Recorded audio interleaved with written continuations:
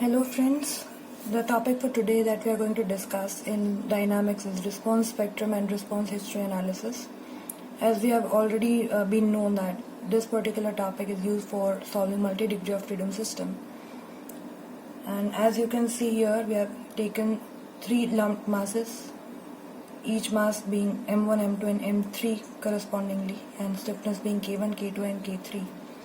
The first mode shape can be written in the form of 511, 21 and 31. When you say 511, the first one is the floor, the second subscript is for the mode. So when I say 511, it is at first floor due to mode 1, 21 means at floor 2 due to mode 1, and 31 is at floor 3 due to mode 1. So correspondingly for mode 2 similar and for mode 3 as well. So if you want to write the final phi matrix, it can be written as, for the first mode it is phi 1 1 2 1 3 1. For mode 2 it is phi 1 2 phi 2 2 phi 3 2. For mode 3 it is phi 1 3 phi 2 3 phi 3 3. Now what does response history analysis mean?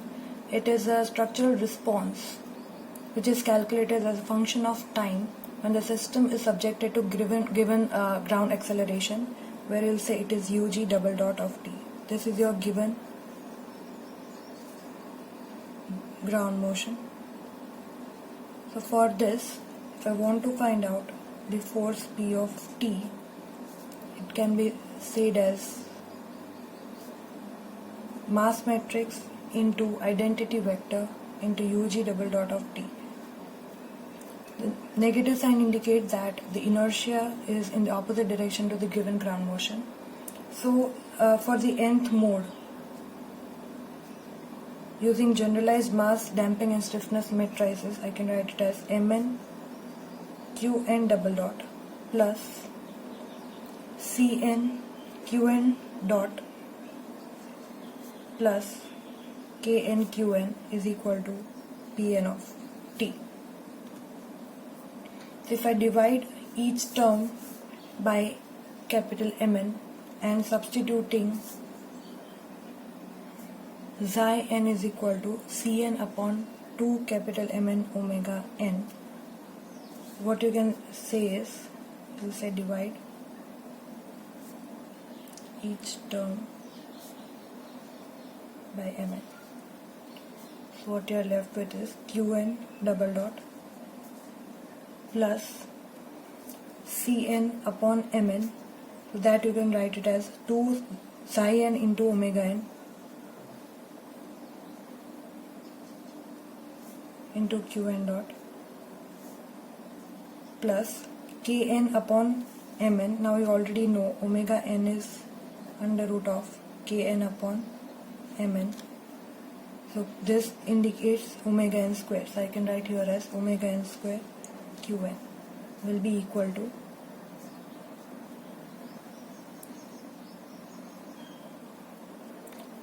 phi transpose Pn of t upon Mn. What I have just done is, instead of capital Pn of t, which is generalized force vector, I have converted that into phi transpose of Pnt. Further simplifying this,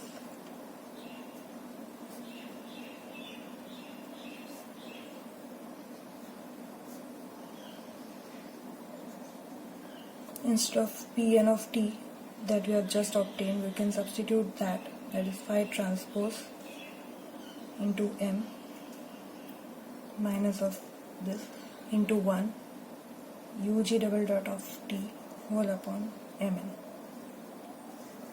This I can rewrite as minus capital gamma n UG double dot of t.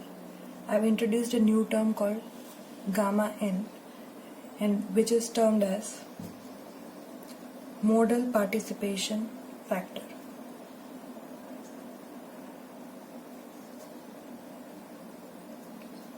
So from this I can say gamma n is equal to phi transpose m into 1 upon capital M n. So what we obtained is this.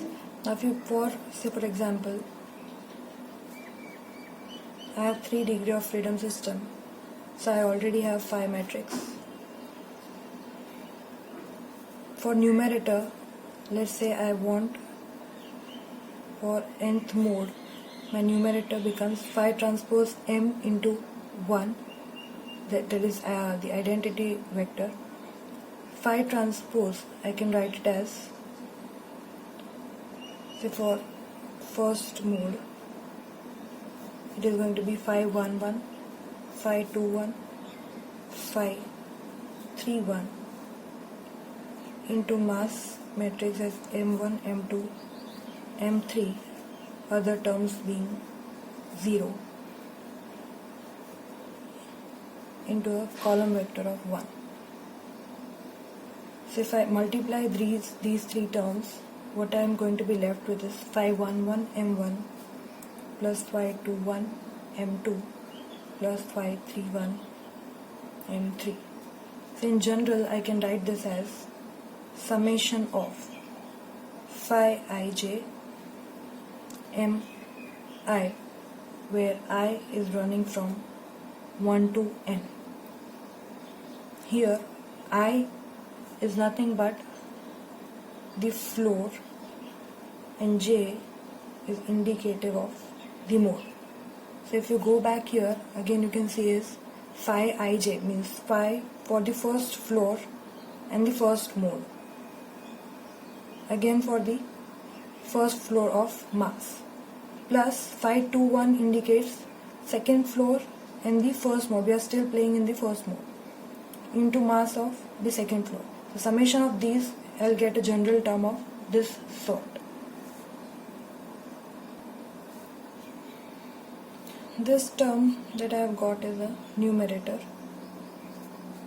Similarly, capital Mn in denominator. Now, as you told, this is your generalized mass matrix. I can write this as phi transpose of m into mass matrix m into phi n.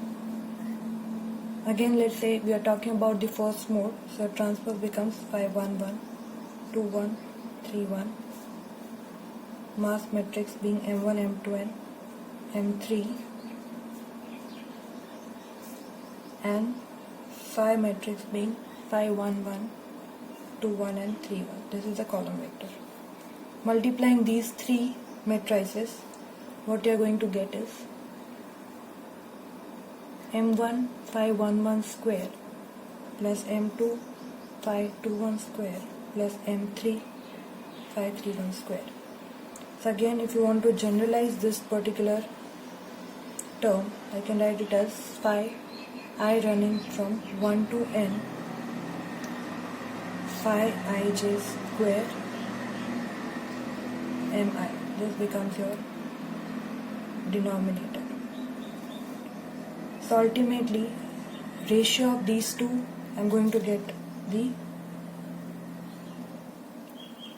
modal participation factor gamma n, which is equal to phi I equal to 1 to n phi ij mi upon sigma I equal to 1 to n phi ij square mi. This is for nth mode. Now when you talk about response spectrum analysis, first we have to understand what does this particular term mean. The response spectrum analysis procedure provides a structural response as a function of time, but the structural design is usually based on the peak values of forces and deformations over the duration of earthquake-induced response. So when you talk about peak values of force and displacements or deformations, how do we get those? Let's consider a single degree of freedom system having some mass m and stiffness k. So this system has a natural frequency as omega n equal to under root of k by m. This will also give you natural time period as 2 pi by omega n. Now if I change my mass m to say m1 and k to say k1, I'll get some another frequency as omega n1, from which I'll get some time period as tn1. So for this first system, if I am applying a ground motion, what I can obtain is a response. Let's say the peak response I got is this. For another system of mass m1 and k1 having natural time period as tn1, for the same ground motion, I am having some another response and I am having another peak. So if I collect all these data where I am having a range for t, say 0 to 6 seconds,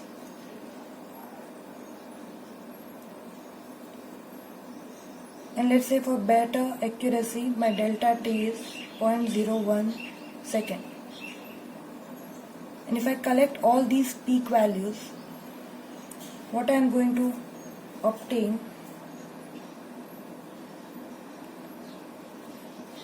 is the peak acceleration versus time graph termed as response spectrum. Now, if you remember, such type of a graph you have already noticed in IS 1893 code part 1, and in 2016 this particular design spectrum is given somewhere in clause 6.4.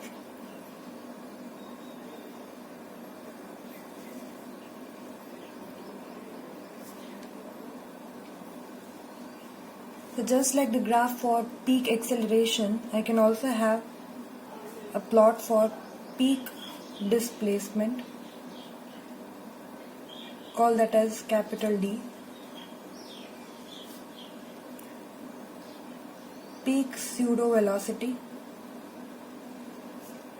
indicated, let's say it is V, and similarly just as you obtain it is peak pseudo acceleration indicated as capital A. So if I want peak response of nth mode,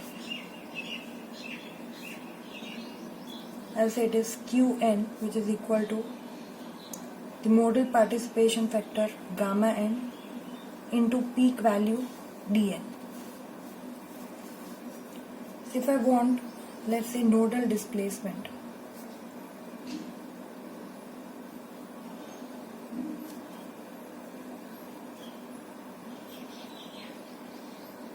that is un, it will be given as the mode factor phi n into peak response of nth mode qn.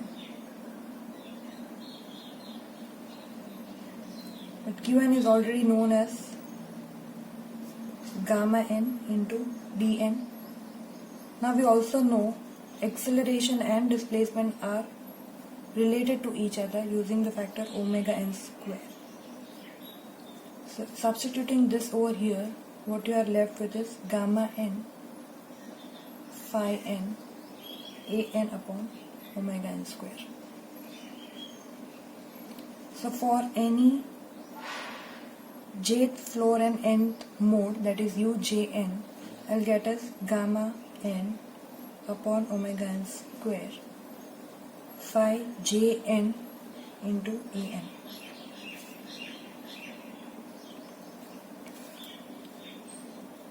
Right, for nth mode and jth floor. So I got this as ujn. Now if I want to find out what is the story drift,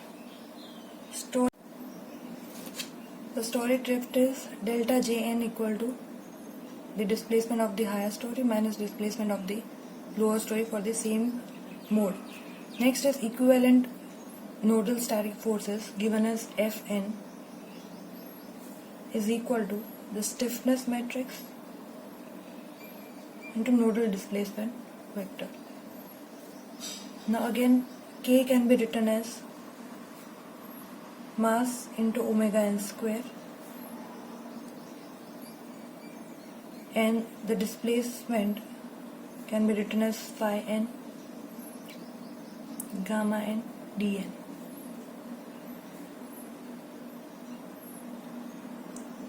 Rearranging these terms, gamma n dn into omega n square is an, so it is m into phi n into an. For f, for jth floor and nth node, this can be indicated as gamma n mj phi jn into an. Similarly, base shear is summation of all the equivalent nodal static forces. Right, so if I indicate this as Bn, it is equal to summation of I equal to 1 to n F In. So again it is summation of I equal to 1 to n gamma n mi phi in into an. This is simply substitute. It is equal to gamma n an, this being a single entity, summation of I equal to 1 to n mi into phi in.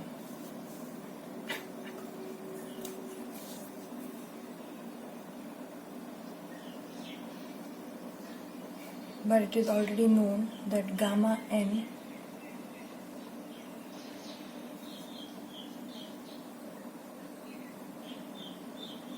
is equal to sigma mi phi in upon sigma mi phi in square. So my base shear VBN will be equal to sigma mi phi in the whole square in the numerator upon sigma mi phi in square in the denominator and multiplied by an. This first term I will write it as capital Mn star into an. This term indicates effective modal mass of the structure. It can be interpreted as the part of total mass responding to the earthquake in each mode. So when you have the summation of all the effective modal masses, it is going to give you the total mass of the system. Now the peak response obtained for each mode are used to find total response using modal combination rules. Now before going to the combination of rules, what we have just derived in term of gamma n, which is modal participation factor,